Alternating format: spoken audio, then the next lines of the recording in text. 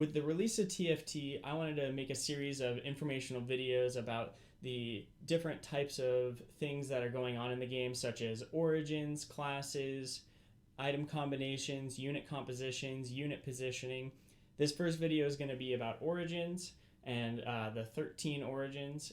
Each origin is a characteristic that a champion has that enables a variety of synergies that buff the stats of the units that belong to the same faction on your side of the board. The first origin I want to talk about is demons. The demon origin faction consists of Aatrox, Brand, Elise, Evelyn, Morgana, Swain, and Varus. And all demons have a on-hit chance to deplete a target's current mana and deal true damage equal to the mana that they depleted. And you see the numbers above. So when you have 2 demons, you get a 30% chance of this on hit. 4 demons is a 50% chance, and 6 demons is a 70% chance. And all other origins are going to have similar synergies that will increase on the number of units that belong to the same origin, similar to this. The dragon origin is consisting of Aurelion Soul and Shyvana. Aurelion Soul is a 4-cost unit, Shyvana is a 3-cost unit. While you have 2 dragons in play, all dragons are immune to magic damage. So if you see that your board is getting dominated by like sorcerers or units that have a lot of abilities that are going off and dealing a lot of magic damage, something like a Garen with a Morellonomic on it or something like that, this could be something that maybe you want to transition into, especially if you're going shapeshifters or sorcerers or something along those lines, because those are the class synergies with these dragon types. The Exile origin is only consisting of 1 unit. He's an exile, so there's only one of him. It's Yasuo. He's a 5-cost unit, and at the beginning of the game, exiles start combat with shield equal to 100% of maximum health when not placed adjacent to any ally. So if you put it in its own hexagon on the other side of the map, he's going to get this shield buff. You saw some popularizations of a like Morellonomic Ionic Spark sorcerers team Yasuo build. I'm pretty sure that got nerfed or is going to get nerfed, but you'll see some things like that where you can kind of abuse his positioning and his shield because he's so tanky with it, and you'll see some interesting metas along with that. The Glacial origin is a insanely strong late game origin. All of the units are 2 cost or more, so it's something that you're going to transition into more of like a mid-end game thing. And it spans across a lot of different classes as well. You'll see that there's like rangers, brawlers, knights, elementalists, stuff like that. So these units are really strong, and they're complementary units to a lot of other builds that you're going to see because they span all of those other unit classes. But Glacials have an on-hit chance to stun for 2 seconds. And basically what this means is that you have a 20% chance with 2 units, a 30% chance with 4 units, a 45% chance with all 6, and this can lead to end game. If you have a bunch of glacials, you shut down their carry. You just completely stun lock them, and they can't do anything about it. Glacials can be really, really strong late game, and is a super strong origin to build your composition around. Here we have Imperials. Imperials are Darius, a 1-cost unit, Draven, 4-cost unit, Katarina, 3-cost unit, Swain, a 5-cost unit. And you'll notice that Swain exists in multiple origins. But when you have 2 Imperials, one of them gets double damage. So a lot of the times you'll see something that's like a Knight Noble package that will include an Imperial with Darius and a Draven, and this will allow you to go like a Knights, Nobles, Imperial, and Blade Master build, because in the Noble class you have Fiora, who's a Blade Master, and then you have Draven, and then you can get like a Yasuo if you're getting like a full build at the end. You have like 8-9 units, then you can get 6 Nobles, 2 Imperials, 3 Blade Masters, really, really strong end game comp. I've won a bunch of games with that sort of comp. So, yeah, doing double damage if you have like a Draven with a couple of items and the Draven gets the double damage, that's insane. So and that can he can carry your game. He can like 1v4 sometimes in the right circumstances. So really strong like auxiliary origin that you can add. Next, we're going to talk about Ninja. Ninja has Akali 4 cost, Kennen 3 cost, Shen 2 cost, and Zed 2 cost. So the thing about ninjas is that it's really hard mid game to run ninjas. You kind of have to make sure that you have a strong board, and then you can support not really having a bunch of units on the board through the mid game, or you sacrifice the origin synergy. So let's say you go something like Ninja Assassins. So through mid game, maybe you have Assassins and you're running ninjas and you're planning on transitioning into a 4 ninja build at the end. So you might have like a Shen in early, and then swap them out for like a Zed, a Kali to complement your assassin builds, because those are the subclasses that these units have. But you're gonna lose this exactly 1 ninja synergy where it gets 40% extra attack damage until end game, when you can have 4 ninjas in. Maybe it'll be like 4 ninjas, 3 assassins or something like that, and you'll get the 60% attack damage and do some bonker stuff. So this is kind of like a high roll origin where you need a lot of things to go right. It may not be something that you can consistently do or shoot for very consistently, but I've seen ninja builds got dominated by ninja assassin builds, and it's something that can work if you get the right units offered to you. Then we're going to talk about Noble. Noble is like the bread and butter. It's easy for new players to go into because they have so many 1 cost units. You have Fiora, you have Garen, you have Vayne. Those are all 1 cost units. And then you can transition to mid and end game, because mid game you're getting Lucians and trying to pick up a Leona, and then end game you're rounding it off with Kale. And what these do is they grant 100 armor, and basic attacks restore 35 health on hit to each of them. So when you have 6 nobles, your whole team basically starts getting lifesteal. And when you're playing Vayne, you're normally playing like an attack speed Vayne, because Vayne has a ability that does percentage of health on each attack. So you're building her attack speed anyway. So she's just basically, using like a cannon and a Ginsu's, and just attacking super fast, and basically it's like a bloodthirster on her. So it can be really broken. Getting 6 nobles can be one of the strongest end game classes, one of the strongest early game classes, but you kind of have to think of it from like a game theory perspective. If it's one of the strong early and end game classes, and it's easy to transition in and out of and have supporting classes and whatnot, a bunch of people are going to go for it. And if everybody's going for it, a bunch of people are going to have broken compositions, be fighting for the same units within the pool, and maybe you won't even be able to get that late game KO to get the 6 nobles because somebody yoinks it from the carousel. So you have to be careful with that. Really strong comp, but with the really strong composition, it comes with the popularity of other people trying to get that composition as well. Then we have Phantoms, and how Phantoms work is when they have 2 in play, 1 random enemy will begin to have combat with only 100 health. So you're essentially getting one of your enemies one shot. This can be really good or really bad. Like maybe you have one of their backliners one shot and they have a bloodthirster or something like that, and they just heal all the way back up. You could high roll one of their tanks, get them one shot, they're basically down a unit. It can be really strong. But you're going to have Karthus, Kindred, Mordekaiser.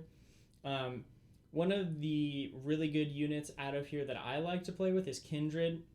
I don't normally get Mord unless I'm offered a bunch of them early game. He is a knight. He can combine, be a frontliner. Then you go like Knights Rangers or something along those lines and use Mordekaiser and a Kindred or something like that. In general, I think that this is something that can be used in a weird meta. Like maybe you have like a really tanky meta, so going Phantom might be really good. But we'll see. Right now, I'm not currently, pushing a lot of phantoms or anything like that. It'll just happen organically. It's kind of like a counter meta, anti meta type origin from my perspective. Next, we're going to talk about pirates. Pirates are Gangplank, Graves, Misfortune, Pike. This is kind of an awkward bunch. So, while 3 pirates are in play, during each PvP round, you could get a chest that will give you between 0 and 4 gold. And the weird thing with this one is that the 0 to 4 gold might be something that isn't worth running this composition because you might be losing and not being able to win streak and having to sacrifice a strong composition for a pirate package.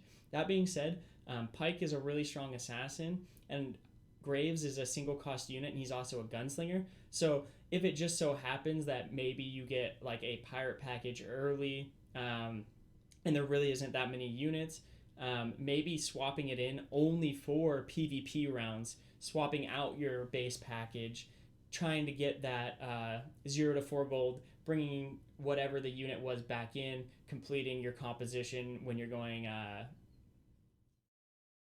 PvE or something like that. I don't know. It seems really weird. I want to see some more metas defined around pirates. It seems like the origin is kind of weak in my eyes, but it just seems like you're sacrificing a lot for pirates with not that much benefit because the units aren't insanely strong. Without Pike really being included in that because he's a really strong assassin. Robots. There's only one robot. It's Blitzcrank. Robots begin combat with full mana. Blitzcrank's a 2-cost unit, and he does, his little pole pop-up type thing.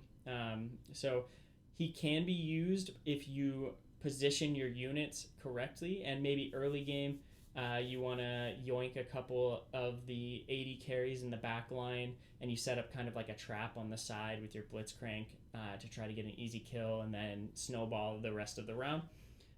That's what I've seen with him, but normally you're just getting a Blitzcrank because he has a good item in the first carousel or something along those lines, and you're going to sell him.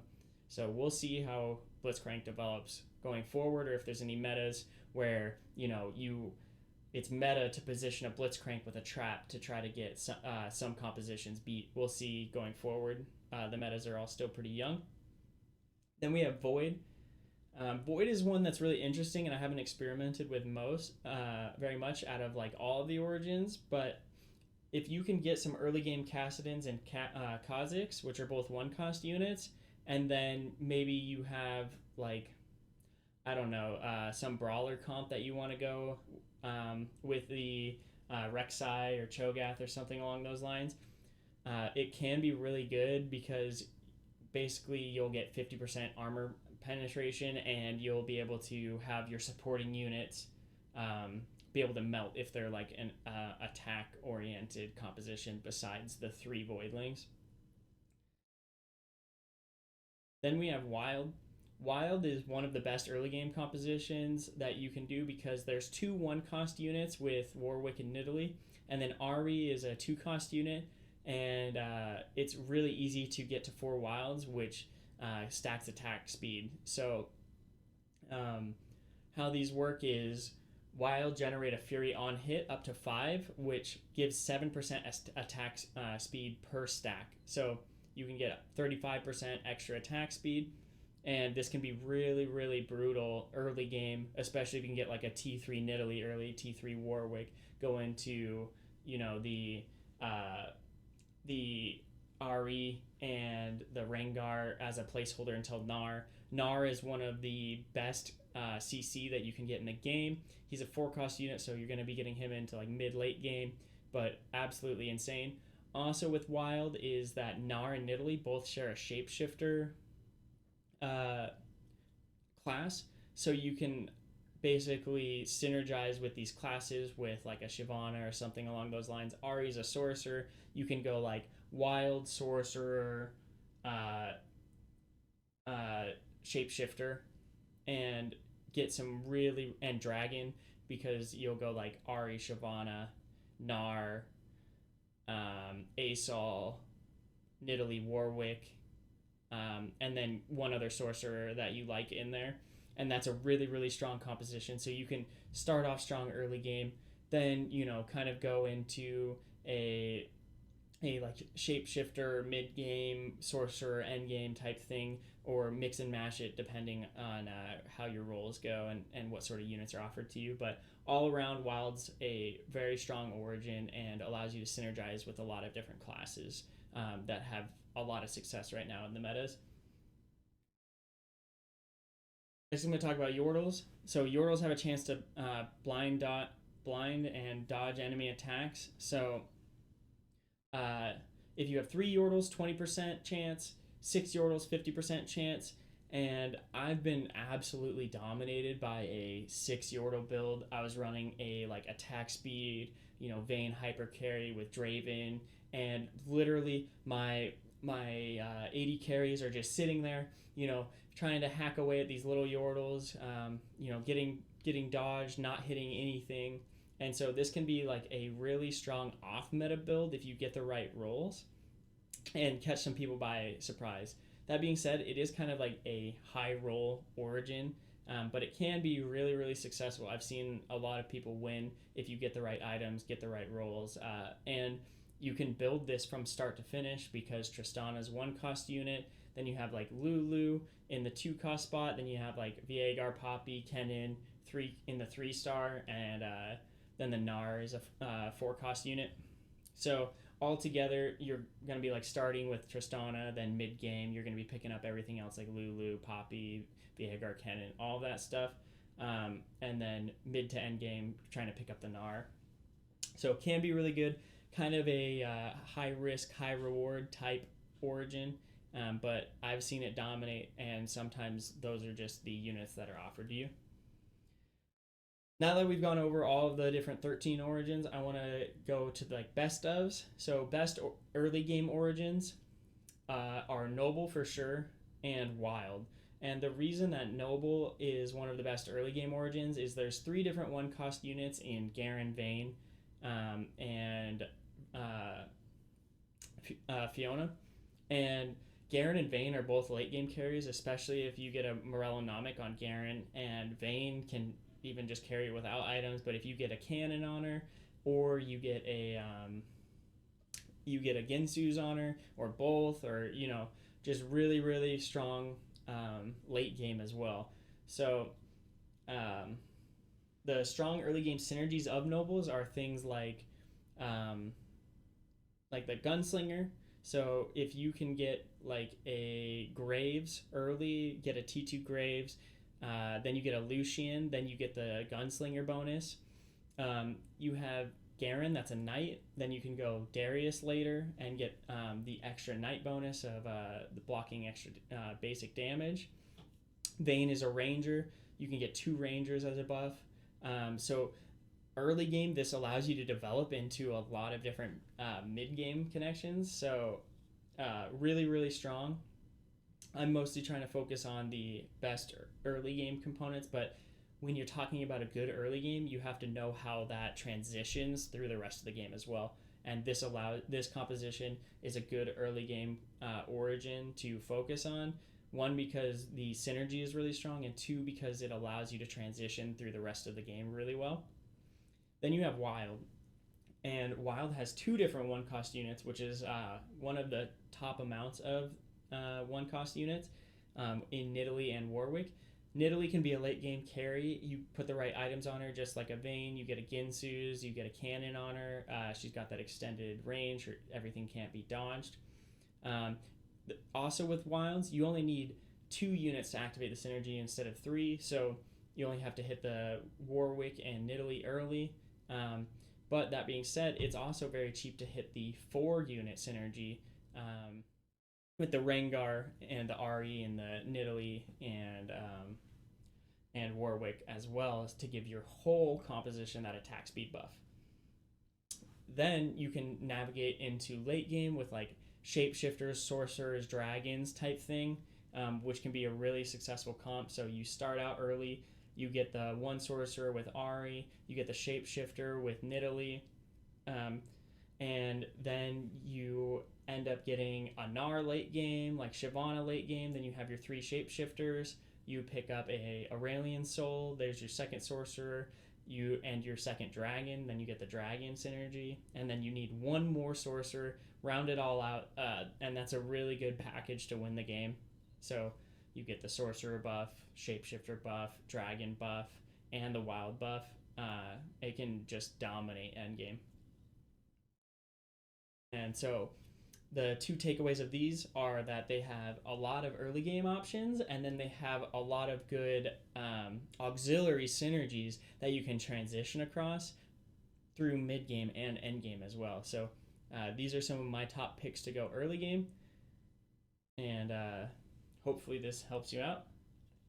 So next we're going to talk about the best high roll origins, and the best high roll origins are ninjas and Yordles. So ninjas give you the 4 ninja buff, which is one of the strongest synergies in the game and has few counters because you're buffing basic attacks and you're getting that 60% buff on your basic attacks, which is absolutely ridiculous, especially when you pair it with assassins. So you get like 3 assassins, 6 assassins, and 4 ninjas, and you're just going in, taking out the back line, doing all sorts of crazy damage, and like there's almost no way to counter it if you high roll it. The other one, like I said earlier, 6 Yordles, almost has no counters besides rapid fire cannon. Rapid fire cannon makes it so that you can't dodge, and so on your basic attacks are going to hit on that 80 carry. Also within the Yordle, Gnar and Lulu abilities are some of the strongest CC in the game. Gnar is that pop-up knockback type thing. Lulu does a little pop-up effect and can happen all the time if you get the right items on her. Also, you have access to a lot of other classes with Yordles. So you can do like sorcerers or knights because of Poppy and Lulu and all of that. So this can be something that's really strong because you have the 2 sorcerers with Veigar and Lulu, so you only need the 1 extra sorcerer to get the sorcerer buff, or you need 1 extra knight with the Poppy to get the knight buff on that front line. But both of these are high risk, high reward, but I've been absolutely dominated by a 4 ninja, 3 assassin, 4 ninja, 6 assassin, and a 6 Yordle build. So it's not something to be taken lightly if you see somebody who has a Yordle build.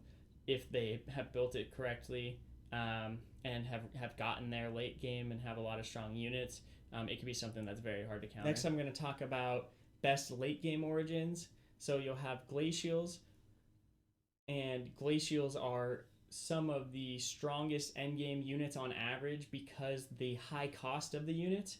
So if you have a bunch of tier 2, 3, and 4 cost units, they're going to be very strong in comparison to some tier 2 or tier 3 1 cost units. So if you can transition into Glacials, what you'll have is a lot of really high average strength because of the cost. Also, the 2-second stun counters almost all builds. You can have, whatever sort of carry that you want, but if it's stun locked by, a Ashe and Volibear that have attack speed, just hitting your units over and over, stunning everything, getting the Sejuani ult, freezing everything, you're going to have a really hard time having your carry actually do what it's supposed to do, and it's going to be there being stun locked. So if you can transition into a Glacial build, do some Brawlers, an Elementalist or something along those lines, this can be a really, really strong late game build, and it's something that you have to be mindful of as you transition because you have to do it pretty delicately. The other one is Nobles. Nobles, I talked about them before, one of the best early game builds. It transitions into a late game build, but if you're going Nobles, you're probably going to be going like Knights and Blade Masters as well. So you'll go like a Garen, Fiora, Vayne. Those are the early units. Maybe you'll have some tier 2s, tier 3s of those units. Hopefully you have like a Morellonomic on your Garen, and you'll have like a Ginsu's or a Fire Cannon on your Vayne. And it's absolutely bonkers endgame to get that. But you get the on-hit effect, which is basically lifesteal. You get the armor. You're probably transitioning and getting Imperials because you'll have a like Darius that gives you the Knight bonus for Garen. Then you'll have a Draven that gets the Imperial bonus with the Darius. And when you have Fiora and Draven, that's 2 Blade Masters. Then you transition to something like your 9th unit being a Yasuo if you're going really late game, and then you get the Blade Master bonus. So this can just be absolutely crazy at the end of the game. You have some of the best early game units and some of the best late game units. So nobles are definitely something that you want to be able to get into. It's something that you're going to have to see if you need to do like a forced loss to get carousel picks, because maybe you want to get a Kale early in the later points of the carousel. So it's also something that you have to get to delicately, but once you get 6 nobles, it can be absolutely insane and really hard to overcome because of the attack speed on your units and getting the 35 health on basic attack. So that's everything there. Last, we're going to talk about honorable mentions. We have Imperial, and Imperial gives you that 50% chance at double damage, and that on a tier 2 Draven with the right items can carry a whole game alone. Like sometimes I'll have a Draven and he 1v4s all of the last opponents. Same thing with Dragon. If you have an Aurelian Soul, if you get the right items on it and he's getting mana regen, then you're out there and you're, just hitting him with that AoE nonstop over and over again, dealing quarter health of some of these champions endgame. So honorable mentions are Dragon and Imperial. Imperial, basically, you're going to go something like you'll have Knights and you'll have a Darius for the Knight bonus, then you'll get the Draven in, which is a Blade Master. And if you're running like Knights Nobles, then you'll already have a Fiora that's also a Blade Master, which can go into like a Yasuo, which can just be absolutely dominant endgame. So you get all sorts of crazy synergies. Similar thing with Dragon. So Dragon has Shyvana. Like I said earlier, with that wild build, you go like Wild Shapeshifter Dragon Sorcerers, which can be absolutely insane. So these are my honorable mention origins. And then lastly, if you haven't already, I'm on Twitch at Twitch TV New Guy Neil. I'm on Twitter right here with at New Guy Neil. So that's where you can find me. Hopefully you guys really enjoyed my explanation of all the origins, how to use them. Maybe it was helpful for you to learn a little bit about what I thought were meta picks, best early game, best end game. And I'm really excited to do more of these fundamental videos. So if you enjoy them, like and subscribe, follow me on my socials, come visit me on Twitch. I'll be streaming, and I'll see you guys next time.